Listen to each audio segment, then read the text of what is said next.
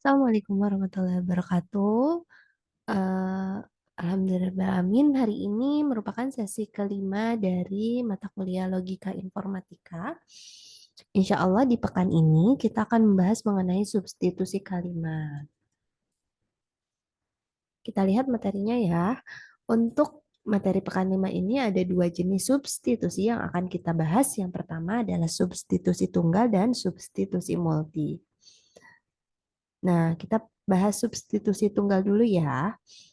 Untuk substitusi itu sebenarnya kita akan mengganti salah satu kalimat bagian yang muncul dengan kalimat yang lain. Intinya, substitusi itu kita mengganti salah satu saja, satu kalimat bagian saja. Nah, hasil substitusi ini adalah bisa kalimat yang baru yang bentuknya bisa sama atau beda dari kalimat sebelumnya, kalimat yang belum diganti. Ada beberapa komponen nanti yang harus kita perhatikan di substitusi ini. Nah, jenis substitusi tunggal sendiri sebenarnya ada dua. Yang pertama adalah substitusi total dan substitusi parsial. Bedanya apa? Bedanya adalah tahapan penggantiannya. Kalau substitusi total ini, jadi kita langsung mengganti kalimat bagiannya secara bersamaan. Di sini dituliskan ya, mengganti semua permunculan kalimat bagian secara bersamaan. Sementara substitusi parsial ini jadi yang kita ganti adalah pertahapan, jadi satu persatu. Jadi ada penggantian satu kalimat dulu bila memang eh, yang yang munculnya hanya satu. Nanti kita lihat ya, insya Allah di contohnya. Nah, di sini ada substitusi tunggal total. Nah, untuk substitusi tunggal total ini, jadi kita akan mengganti semua permunculan kalimat bagian dengan kalimat lain secara bersamaan. Nah, operatornya ini ditandai dengan segitiga hitam atau black left pointing triangle. Nah, notasinya seperti ini ya. Ada F di sini, ada segitiga hitam, G, tanda panah, lalu H. Nah, ini itu merupakan kalimat yang akan dikenai substitusi. G ini kalimat yang akan kita ganti. H-nya adalah kalimat yang pengganti dari kalimat G-nya. Pengganti G. Lalu yang menjadi langkahnya pertama kita harus membedakan dulu mana kalimat yang akan dikenai substitusi, kalimat yang diganti, dan kalimat pengganti. Nah, tahap ini disebut identifikasi kalimat. Lalu jangan lupa memberi tanda pada permunculan kalimat G-nya. G-nya munculnya di mana saja? G itu apa? Kalimat yang akan diganti. Lalu dilihat ada berapa permunculan kalimatnya yang akan diganti ini G-nya tuh muncul berapa kali. Lalu baru kita lakukan substitusinya secara bersamaan. Jadi G-nya langsung diganti dengan H.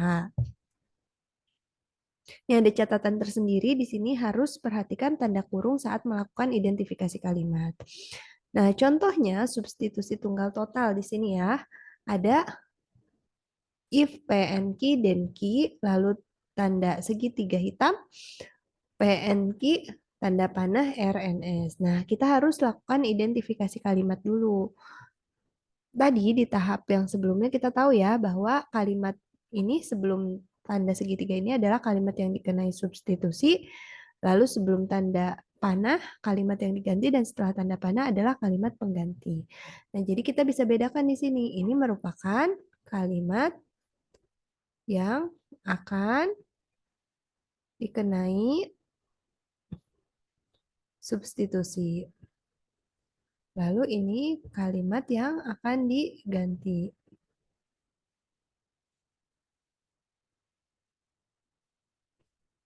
Dan ini kalimat pengganti. Pengganti dari yang ini ya, pengganti dari kalimat yang akan diganti. Setelah itu baru kita lihat di sini di kalimat yang akan dikenai substitusi. Apakah muncul PNQ di sini? Nah, kita lihat di sini. Highlighter ya, di sini P-nya, PNQ-nya muncul. Nah, PNQ-nya muncul. Berapa kali PNQ-nya muncul? PNQ-nya ini muncul satu kali ya. Nah, karena PNQ-nya ini muncul satu kali, maka hanya satu buah kalimat yang akan kita ganti. Nah, langsung kita ganti. Langsung kita substitusi dengan apa? Substitusinya dengan yang ini. Yang RNS ini. Jadi apa? Jadi if PNQ-nya kita ganti dengan RNS, then I. Begitu ya. Jadi langsung diganti. Kalau untuk langkah lebih jelasnya di sini ada identifikasi kalimat dulu. Jadi mana kalimat yang dikenai substitusi, kemudian kalimat yang digantinya mana, kalimat penggantinya yang mana. Setelah itu kita tandai semua permunculan kalimat yang diganti. PNQ yang tadi ya, yang saya beri tanda kuning. Lalu ternyata ada satu buah. Setelah itu kalimat yang PNQ ini kita ganti dengan RNS.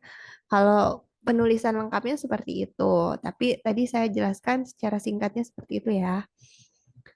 Nah, kemudian kita bahas tentang substitusi tunggal parsial. Apa bedanya? Kalau substitusi tunggal parsial itu, jadi kita lakukan penggantian kalimatnya itu secara bertahap, satu per satu. Operatornya ini bedanya apa? Kalau tadi segitiganya warna hitam, kalau ini parsial segitiganya warna putih. Notasinya masih sama, F-nya masih di sini sebelum segitiga itu kalimat yang dikenai substitusi. G-nya, setelah tanda segitiga itu biasanya ada G. G-nya itu kalimat yang diganti sebelum tanda panah ya. Yang H itu kalimat pengganti. Kemudian, kalau di substitusi tunggal tadi hasil substitusinya kan hanya ada satu ya, karena kita mengganti kalimatnya secara langsung bersamaan. Nah, kalau di substitusi parsial ini hasilnya itu bisa tidak tunggal, jumlahnya tergantung banyaknya permunculan kalimat yang digantinya. Di sini 2 pangkat N. 2 pangkat N misalnya kayak tadi, tadi itu hanya ada satu permunculan misalnya. Kalau satu permunculan G kalimat yang akan digantinya, maka 2 pangkat 1. Jadi hanya ada 2 buah hasil substitusi parsialnya. Tapi kalau ternyata G-nya munculnya 2 buah, 2 permunculan misalnya. Kalau 2 buah berarti 2 pangkat 2, berarti akan ada 4 buah hasil substitusi parsial. Nah, jadi tergantung ada berapa jumlah permunculan kalimat yang akan kita gantinya. Nah, langkahnya sebenarnya hampir sama ya. Yang pertama, kita harus identifikasi kalimatnya dulu, lalu tandai semua permunculan kalimat yang digantinya. Sebutkan ada berapa permunculan kalimat yang digantinya, lalu hitung jumlah hasil substitusi kalimatnya. Yang tadi ya, 2 pangkat N itu dengan N-nya itu permunculan G-nya ada berapa. Lalu tuliskan hasil substitusi parsialnya. Contohnya ini nih. Kalau tadi kan 2 pangkat, maaf. Kalau tadi kan ini PNQ-nya, maaf, beda soal. Hmm, di sini ada soalnya if PNQ dan Q-nya diganti dengan RNS. Maaf. Ini kalimat yang dikenai substitusi. Ini kalimat yang diganti. Ini kalimat yang penggantinya. Nih, di sini kalau substitusi tunggal total, kita lihat bedanya ya.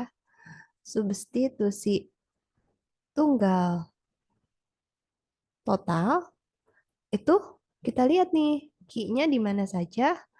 highlighter ya. Di sini kan key yang akan kita ganti. Maka di sini dilihat key-nya ternyata ada 2. Nah, kalau di substitusi tunggal total itu kita harus, maaf,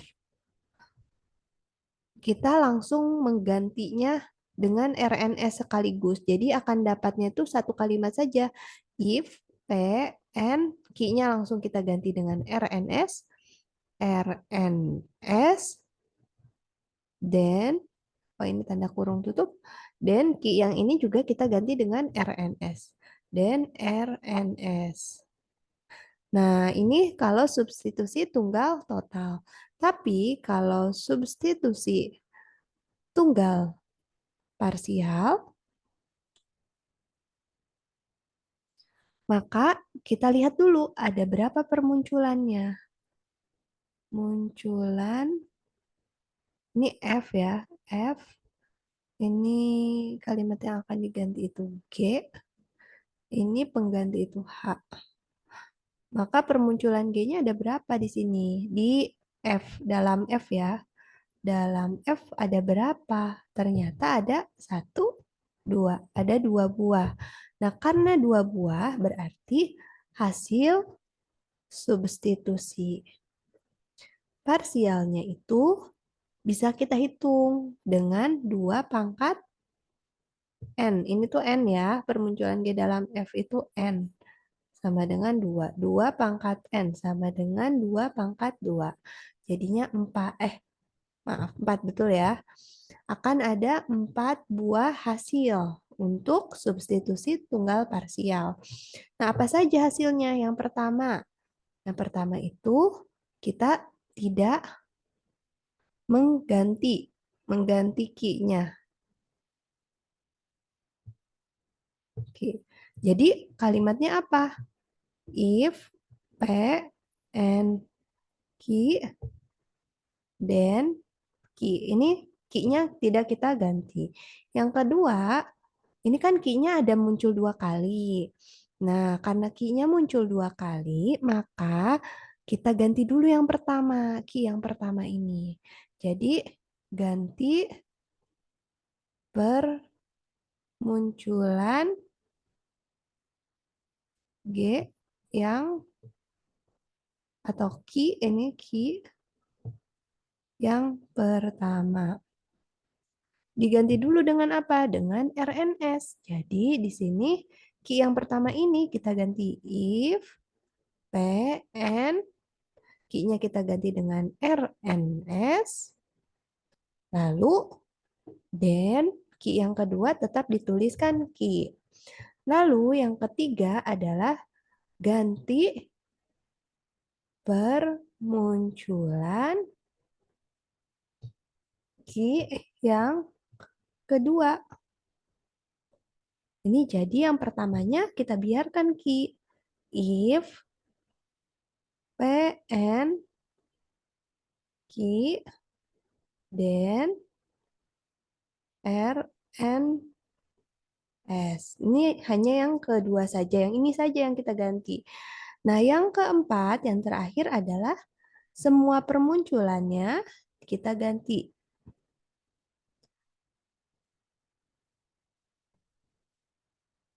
Permunculan key kita gantikan karena ada 2 berarti dua-duanya langsung kita ganti. Hasilnya apa? Hasilnya if P N key yang pertama kita ganti dengan RNS. RNS. Lalu then key yang kedua kita ganti juga dengan RNS. RNS. Nah, jadinya akan ada 4 buah hasil substitusi parsial. Di sini yang pertama tidak mengganti key-nya, lalu yang kedua adalah ganti permunculan key yang pertamanya, yang satu ini, lalu ganti permunculan key yang kedua, dan ganti semua permunculan key. Begitu ya, jadi bisa bedakan antara substitusi tunggal total dan tunggal parsial. Nah, kalau ini yang ditanyakan jangan lupa dilihat operatornya di sini warnanya putih ya. Karena warnanya putih, ini berarti yang harus kita lakukan adalah substitusi tunggal parsial. Karena warnanya putih. Tapi kalau di sini warnanya hitam, berarti kita harus melakukan substitusi tunggal total. Gitu ya. Nah, ini langkah lengkapnya bisa dilihat di sini. Kita lanjut ke substitusi multi ya. Nah, untuk substitusi multi ini, jadi kalimat yang akan kita gantinya itu lebih dari satu kalimat. Kalau di tunggal, itu digantinya itu hanya satu kalimat. Nah, kalau di substitusi multi yang diganti itu lebih dari satu kalimat. Hasil substitusinya masih hampir sama ya, bisa kalimat baru yang bentuknya bisa sama atau berbeda dari kalimat awalnya. Nah, ini ada jenis substitusi multi, hampir sama dengan yang tadi, ada yang multi total dan multi parsial. Bedanya tadi ya, kalau total itu berarti bersama-sama digantinya, kalau parsial itu bertahap digantinya. Insya Allah tidak terlalu sulit kok. Kalau substitusi multi total itu bedanya apa sih? Bedanya itu operatornya masih sama ya. Bedanya itu kalimat yang digantinya saja. Coba perhatikan dengan substitusi tunggal total ya. Kita lihat, nih tunggal total. Nih dilihat, ini kan hanya ada satu kalimat yang diganti ya kalau di tunggal total. Tapi kalau di multi total, ini akan ada beberapa kalimat yang diganti. Ini ada satu, dua, sampai n buah. Nah, ini disebut substitusi multi total. Bedanya seperti itu saja dengan tunggal total. Nah, hasilnya bagaimana? Hasilnya itu kalimatnya satu saja yang nilainya bisa beda atau sama dengan kalimat semula. Jadi seperti tadi diganti kalimatnya itu secara bersamaan. Langkahnya hampir sama ya. Yang pertama yang jelas harus identifikasi kalimat dulu, mana kalimat yang dikenai substitusinya, lalu mana kalimat yang digantinya, kalimat penggantinya mana, pasangannya. Nah, yang bedanya apa? Jangan sampai salah di sini. Jadi penggantiannya itu kalau G1 ya pasangannya diganti dengan H1. Jadi dilihat tanda panahnya ini ya. Kalau G2 diganti dengan H2, dilihat tanda panahnya. GN diganti dengan HN, begitu ya. Dan seterusnya. Nah, kita lihat contoh soalnya. Di sini ada if P and Q or S, then Q or R. Tanda segitiga hitam, Q, tanda panah R and S, koma PNQ, tanda panah R. Di sini ada kalimat yang dikenai substitusinya ini ya.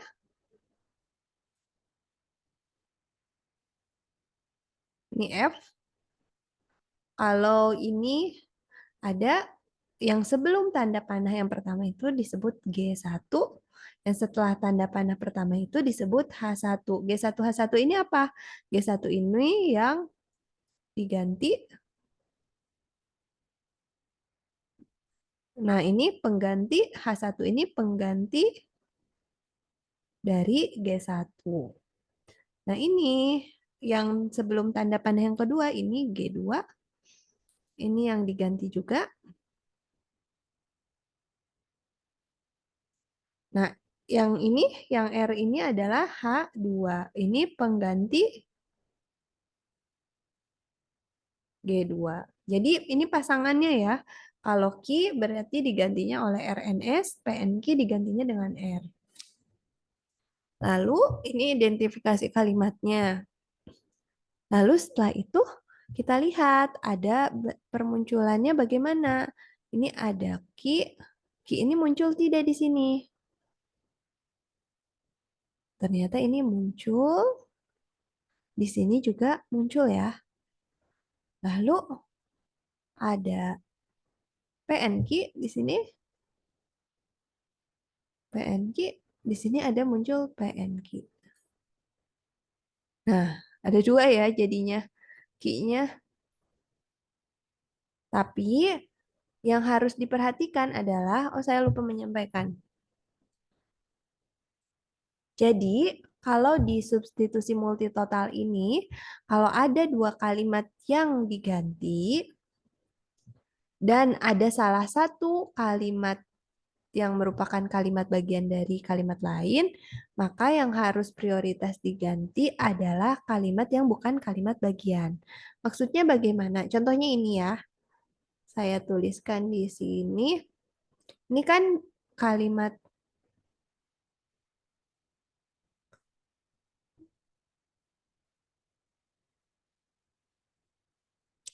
ini kan kalimat G1 itu isinya ki. Nah, G2 ini isinya PNQ. Nah, ki ini kan merupakan bagian dari PNQ juga. Nah, jadi yang kalau ada muncul PNQ, kita lebih prioritas mengganti yang PNQ dulu. Seperti di sini, kan ini muncul PNQ tapi muncul ki juga ya. Nah, karena ada muncul dua-duanya dan ki merupakan bagian dari PNQ, maka yang kita ganti hanya PNQ-nya saja di sini. Begitu ya.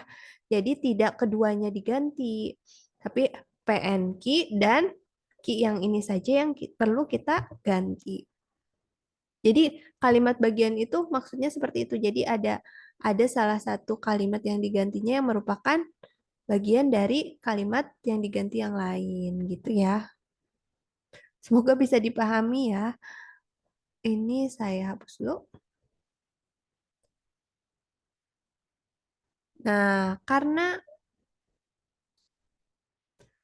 di sini muncul PN ki dan ki, maka kalimat yang akan kita ganti adalah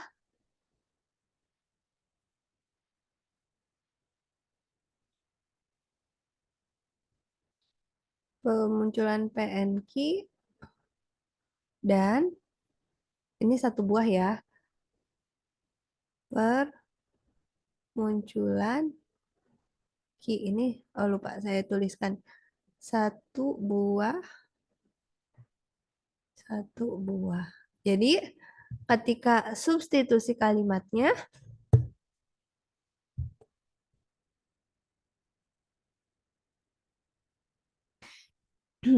kita tidak lagi perlu mengganti key yang ada dalam PNQ-nya ini. Jadi langsung kita tulis ya, if PNQ yang ini kita ganti dengan R. Langsung dari sini ya. Jadi PNQ diganti dengan R, yang key yang ini diabaikan karena sudah masuk ke dalam sini. Key-nya jadi diabaikan. Lalu or S, then key yang ini baru kita ganti dengan RNS. R, N, S, or R. Jadi bisa diperhatikan di sini. Yang ini diganti dengan ini langsung. Lalu key yang ini tidak diganti karena langsung masuk R, tapi key yang ini langsung diganti dengan RNS. Begitu ya. Ini untuk versi lengkapnya ada di sini.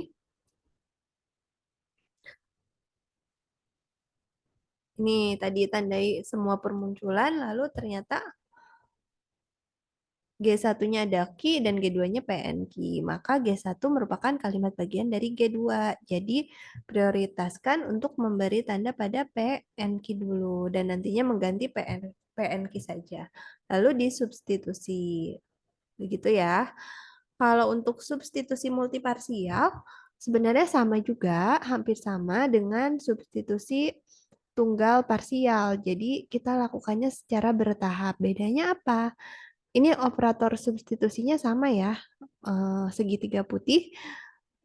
Bedanya adalah kalimat yang digantinya ada beberapa. Jadi ada G1, G2, GN, dan ini pasangannya juga, penggantinya juga ada H1, H2, sampai HN. Begitu ya. Lalu hasil substitusinya bagaimana? Kalau tadi hasil substitusi tunggal parsial itu 2 pangkat N. Nah, karena ini ada beberapa kalimat yang akan kita ganti, maka 2 pangkat N-nya akan jadi beberapa, akan jadi dikali-kalikan. Di sini 2 pangkat M1. M1 itu permunculan dari G1 ada berapa? M2 ini permunculan dari G2 ada berapa? Mn ini permunculan dari Gn ada berapa? Nah, ini jumlah hasil substitusinya 2 pangkat M1 dikali 2 pangkat M2 dikali 2 pangkat Mn. Jadi kalau misalnya G1-nya munculnya 2 kali, lalu G2-nya munculnya sekali, maka 2 pangkat 2 dikali 2 pangkat 1. Berarti 4 dikali 2. Berarti akan ada 8 hasil substitusi. Misalkan ya. Lalu di sini hasil substitusi multiparsialnya nanti sama seperti yang tunggal ya, ada beberapa tahap. Yang pertama penggantian nol permunculan, lalu satu permunculan G1 yang lainnya tidak muncul, dan sampai semuanya muncul nantinya. Langkahnya seperti tadi, identifikasi kalimat, tandai permunculan kalimatnya, lalu hitung jumlah substitusinya. Jangan lupa memperhatikan tanda kurung saat melakukan identifikasi kalimat. Contohnya apa? Contohnya substitusi multiparsial itu ini. If P and Q or S, then Q or R. Yang tadi ya, soalnya sama. Nah, di sini kebetulan yang munculnya tadi apa? Identifikasi kalimatnya sudah ya. Tadi lihat di yang sebelumnya.